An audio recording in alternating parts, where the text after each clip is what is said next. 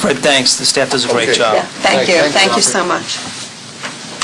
You want to handle Can you give us it? some bullet points here, Mr. Terenzi? While he's getting up there, you know, Fred, Nieto did say that he's actually packing in more cars the way they're aligned. So I know we talked about the reduction of 250 cars last year, but actually the way they're parking the cars, we're getting a good number of cars back in. Yeah, they're tighter, Yep. and the lines are straighter.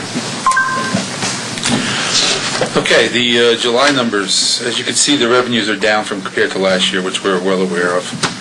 The weather has a lot to do with that, and that even includes the fact that we're up 25,000 on the permits, so the other activities have really been suppressed with the weather.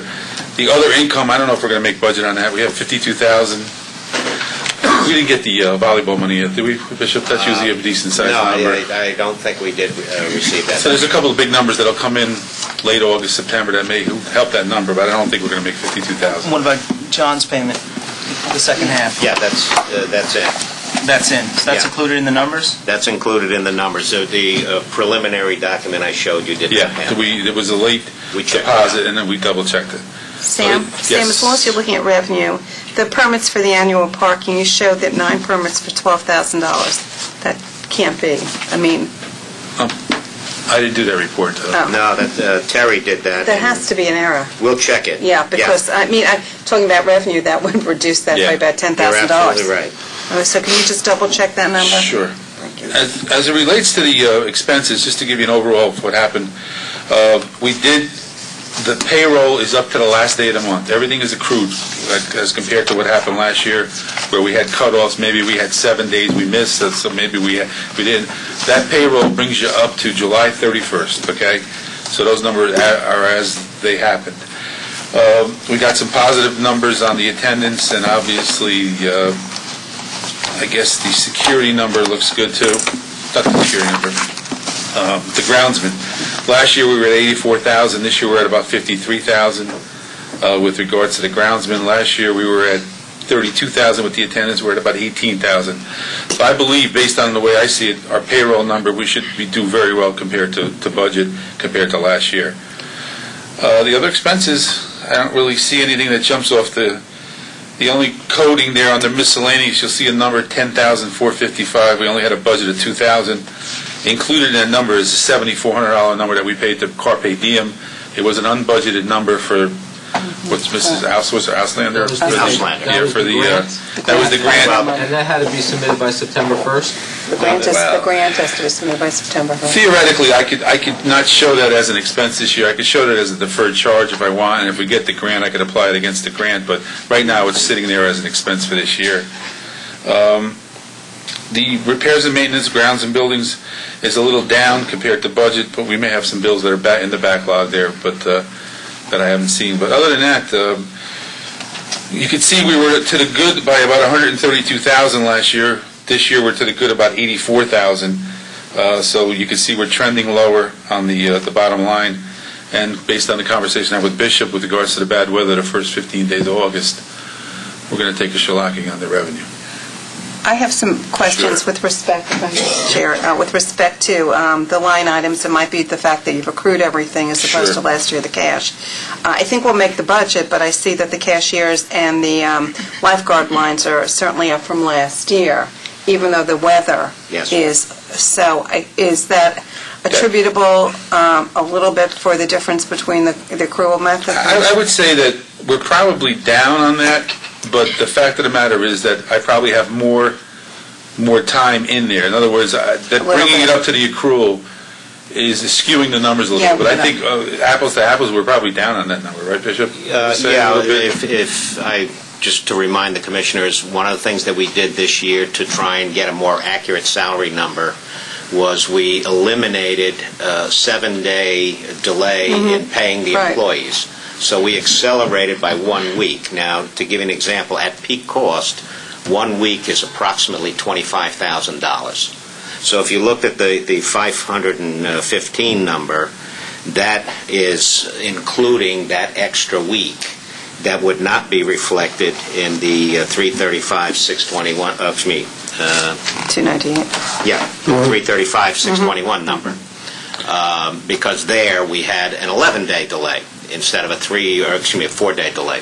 So accelerating the payroll has helped us in terms of accuracy in numbers, but it skews the numbers From last year. adversely Yeah. in terms of the comparison. Thank you. Yeah, so we're tracking to the 988 in expenses, basically. Is that your point? Yeah, I believe the 988 is a solid number. Right, I mean, yeah. We're going to spend every penny of it, huh? No, but we have talked Yeah. about when the city met with town officials, and I had the special budget committee meeting. Bishop, you were going to try to come at 950. Yeah. So how are we doing to the 950, not the 988? Well, it's a little too early to tell. I mean, for example, not included in here is the $9,000 we spent to cap the leaky pipe under the bridge. I think we will have some pictures for you, but to give you an example, that sand washout cost us $3,000 yesterday to get that repaired so that we could open the beach. We thought we were going to open the beach today, but we didn't. So we have some expenses that trail here, so we haven't done that analysis yet. But we're still trying to track to the 950. Oh, yeah, absolutely. Supervisors kind of put that on the table and said, Right. this is where... So if we get we're not into gonna exceed. September, we don't want to run up our labor costs in September to have full service. If we know we're not going to get a lot of revenue, we should not be spending labor in September. Yeah, I think the recommendation that we had made was we were going to do weekends only. Instead of last year, we started out at September trying to do 7 days a week postseason, which did not work very effectively. That's right. You're not going to, even if you kept it open, you're not going to recover the lost revenue in a handful of days that you've lost in the entire month of August. Right. So, and Mayor French is right. The responsible decision is start to wind down the operation. Perfect. So that makes perfect sense. Right. So what we're looking at is we would do a Friday, Saturday, Sunday beach using the postseason rates that are in your rate schedule. Last year, that seemed to be effective. We do get 300, 400, 500 people sometimes on a weekend, and by scaling down the labor pool, for example, we don't have to open up all the gates. We would only open up the middle gate. We would have fewer cashiers. We would basically just do beach and parking. Okay. Basically, if I could... Go ahead, Mr. Gioffre. We come up with two scenarios. One is... You know what? Maybe you want to come up to the microphone just so the public can understand what you're... Yeah, these are preliminary, but basically I started getting the supervisors to set up two preliminary scenarios. One has to do with a 7-day-a-week, and the other has to do with 3-day weekends. And for instance, maintenance, we would, we trimmed that down to maybe 4 plus 1 supervisor. On the weekend approach, that's from September 5th to September 30th. Then from October 1st to 31st, we trim it down to 2 seasonals and 1 supervisor. Cashiers, we trim it down to 5 overall. That's parking and 1 middle booth. Postseason security, we would trim that down to 4. For the postseason, or scenario 2, we would trim it down to 3, and it would be 2 shifts. One security guy during the day, 1 security guy in the evening, and then 1 fella to fill in where those 2. So we need 3 actually. So we're in the process of putting together the condensed version of postseason and October security. And you're ready to implement that? I'm ready to implement before the third Tuesday of the September. That's why I had each supervisor put these together. With the associated costs. Yeah. Okay. Now with lifeguards, one thing you need to know that's something that Mark brought to my attention. Mark is that for every 100 feet you need 2 lifeguards and 1 supervisor, and that's by law. So if you have 5 people on the beach, you need 3 lifeguards. If you have more than that, then you have to open another one, which would be 3 more. And that's why lifeguards runs a little above. Right now we're a little above what we budgeted for, but that's because of. And I sent Bishop the legal document that verifies what Mark had said. That's good. Bishop, you can forward that to the commission? Yeah, we've downloaded the beach regulations, the New York State Department of Health beach regulations. I'll send them out to the commission. We are trying to exploit them as best we can, but they are rather restrictive and rather confining. What other public beaches are open in the month of September? I'd just be curious when you'd have that report, because I'm not aware of people that are open Monday through Friday in September. Well, that's a scenario. Right. We're basically looking at Friday, Saturday, and Sunday. Okay, but still, I mean... And that's in good weather. Are the public If the beaches... weather's not good, nobody comes in. And they're not paid, even lifeguards? Yesterday, I had 1 security guard there and me. That's it. Okay. Well, we'll look at the cost scenario, and then we can make a decision. But we're not going to meet before this all happens. Yeah. Well, no, I have to implement it, and right now we're leaning toward the weekend scenario, and good weather has to be good weather to even open it. But that's the point I'm trying to make is, if we're going to lose money come September 25th, we may say we're not going to open the beach at all. That's right. So I don't want staff implementing something if we're out of the beach business in the month of September. Well, I think where Mr. Gioffre is going is that as soon as he starts to see this drop-off, he ultimately has, I assume, has a fair handle of the budget. Yep. He's going to see this drop-off. We have 2 weeks left, as Mayor Feinstein said, in the month of August. September 1st is going to come around. We're going to see a change. And, immediately, you're going from 7 days a week right down to 3 days a week, and then maybe by the end of September, down to 0. Yeah, that's what I'd like to That's see. exactly How do right. we ensure that happens, though? You got the guy right there. And also, if we see people just coming to the park and not so many going on the beach, Right. we'll just have parking open. Well, remember, we do have the Jordan Triathlon at the end of September, the last week in September. We've committed to allowing that to go on, and obviously we're going to have to be able to have staff to support the people that are there. No, it's not. days. It's more like 4 days. Well, yeah. They come in, they set up on a Wednesday, and then they run all the way through Sunday. But you don't need the lifeguards on The huge Wednesday. activity is primarily 2 days. 2 days. And to be frank with you, other than a couple of lifeguards, they supply their own. All right, because they do the open swim, which goes actually outside of our beach area.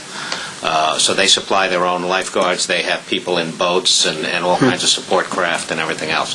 Our situation is we have to clean up after the crowds. We have to provide some semblance of security. We have to have some parking control. But again, we're only working when we need to be there, and that's the assurance that the French wants. I think when we get to the end of the season, we're only working at Rye Town Park when we need to be there. Yeah. Exactly. Okay, we're not going to fully staff the operation unwarranted. Nope. We'll try and put an analysis together that we can send to the commissioners of last year's post Labor Day activity. And if we can somehow correlate the labor costs that are associated with that, that may be a telling story. Because my recollection was that the weekends we actually made money, but during the week it was a total disaster. It's a total loss. Just if you look at the labor cost in the months of September and October last year, they're really high.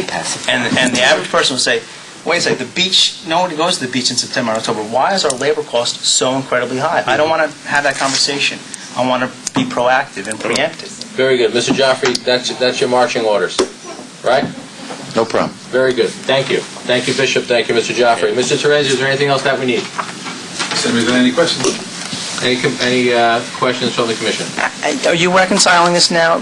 Remember we talked to Gene? So this is... Everything we talked about in the meetings last fall is being implemented. The interest cost is put in there. The cash is tying out to the reports, And we still need the final roof bill. You guys know that, right? Yes. Because we have a different number than you. It's only a couple $1,000 difference, but we want to make sure. Okay. I think we have 113, you said 116, something like that. Right. So- I think there's probably a missing change order in there somewhere. Okay. And if you could also get back on that permit number. Yeah, See whether or not- we're trying to pull that data, and what we'll Yeah. do is give you the same Yeah. permit analysis that we did before Thank you. by zip code. Very good. Okay, second call for Laura Brett. Hold on a second. Excuse me? I still have a question on You can come up to, well, I'm sorry. She's with our Citizens Finance Committee. She's on our Budget Committee. You're on your budget committee? Well- Then we're going to, hold on a second. You're, I got, one chance to let her ask the question, because I got to get out of here. go ahead. You got to come up to the podium, state your name for the record.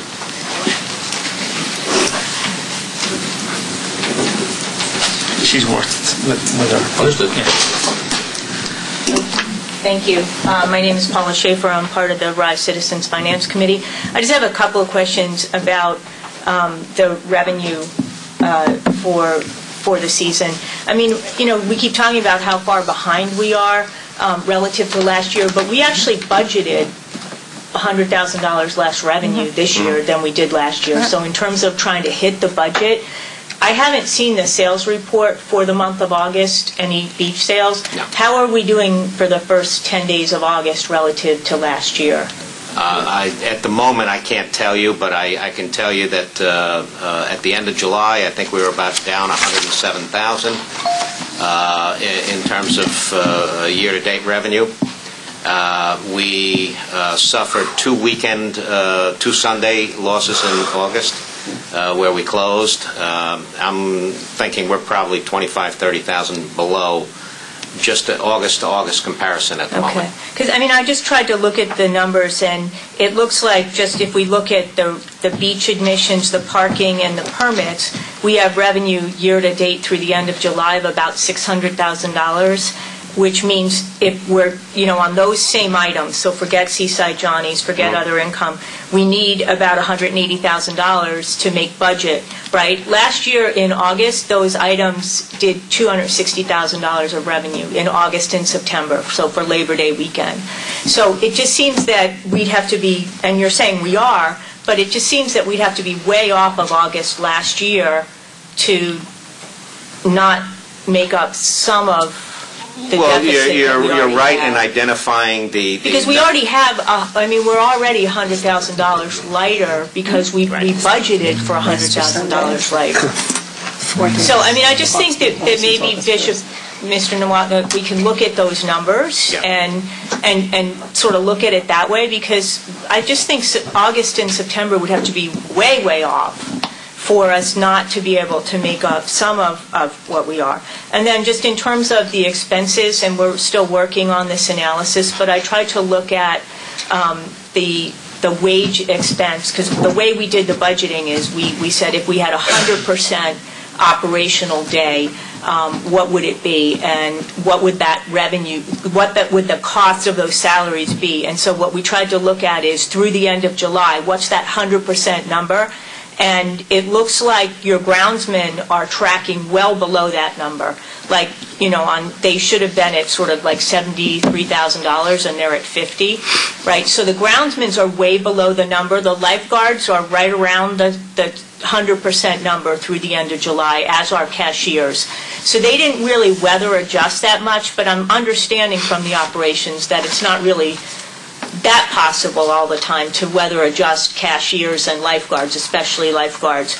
Security's tracking just a little bit higher than what their 100% number was, but that's where I get some comfort when we're saying that, you know, the 515 number, which was the total for salaries, that we're probably going to come in a little light of that. And I think that it's a good tool to be able to look at that 100% number and say, okay, if we have a bad August, if we have a bad Labor Day, how do we cut back on that 100% number? How can we cut back? So I think there are ways to do that, but I think right now it's certainly tracking a little bit below through the end of July. Very good. Okay? Mr. Schaefer, thank you. Thank you very much. Thank you. Thank you, Mr. Terenzi. And I just want to publicly thank Bishop Nowotny. The transparency we have into this park from, when I started at the end of 2009 is great. And we're really narrowing down to 4 or 5 fundamental operating drivers that we can make real decisions on. And we're seeing some of those work very well. And others, like the weather, we really don't have control, obviously. But it's really simplifying the operation for us that we can make some strategic policy decisions as well as fundamentally change the operating structure around those drivers. So, Bishop, thank you very much. Thank you for the kind words. Yeah. Well, look, you made him blush. Mayor, we're literally out there, I find it very helpful for all of these numbers and for my finance group in deciding on how to allocate personnel. Right. When I say we're out there checking the wind and the weather, Very good. All right, second call for Laura Brett.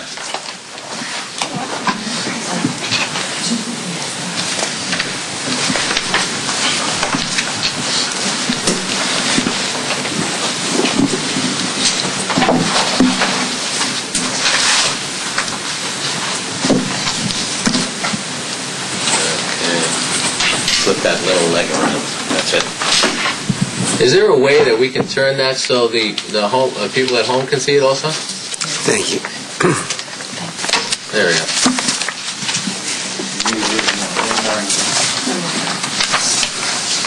Thank you. There you go.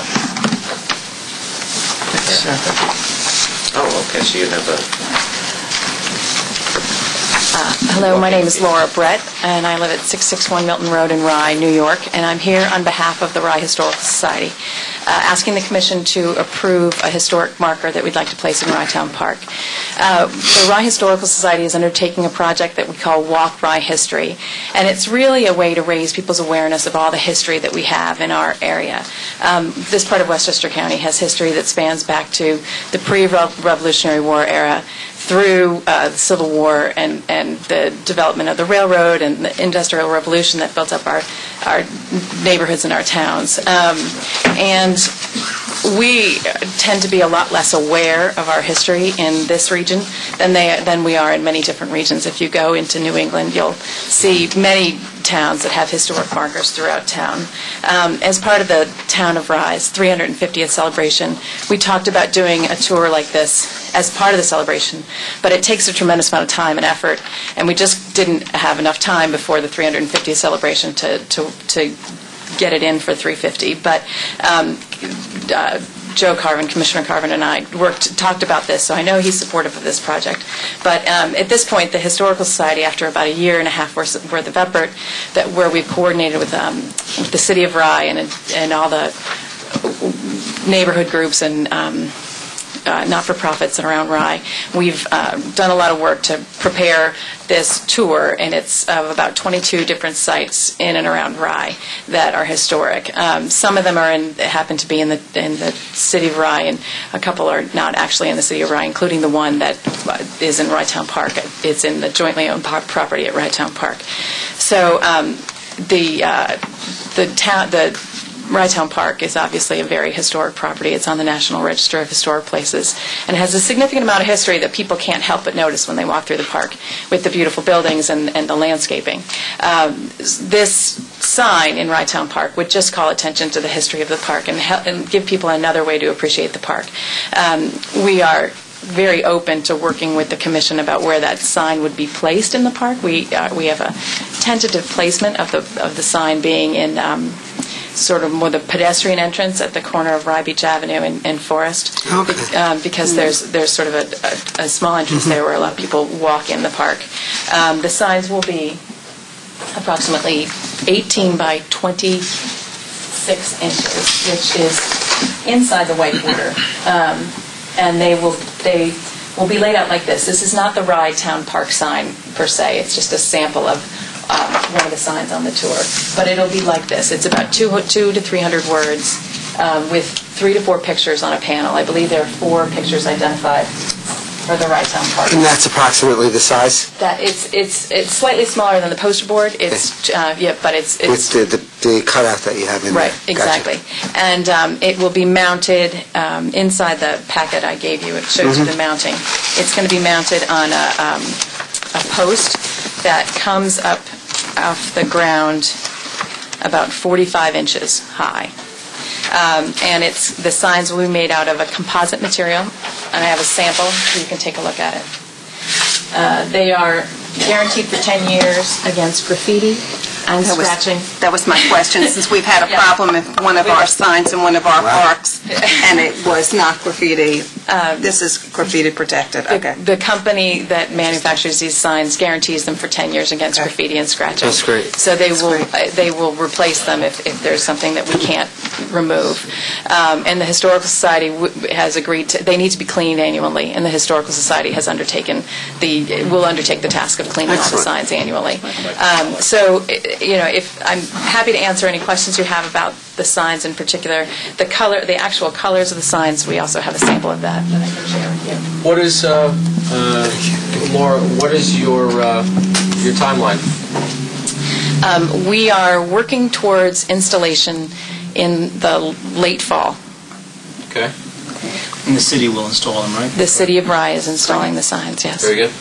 Great.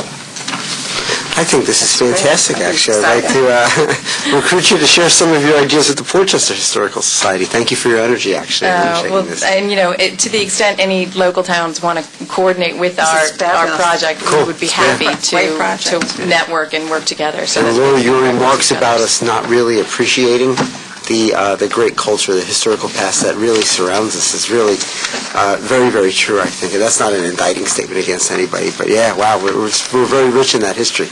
It's easy to see how the board can endorse that. So I don't think we really need to vote on it. Do we?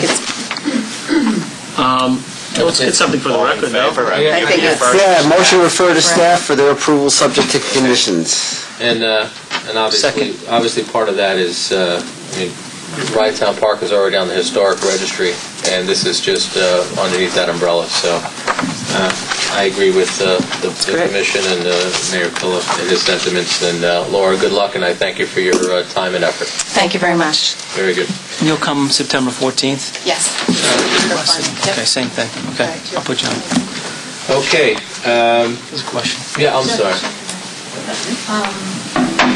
With Friends of Rytown Park, and I would just like to offer collaboration if we can, because we're working on a master plan for some of the landscaping in the park, and based on where you think you would like to have this sign, it would probably make sense for us to have a dialogue and see if we can augment what you're doing, or...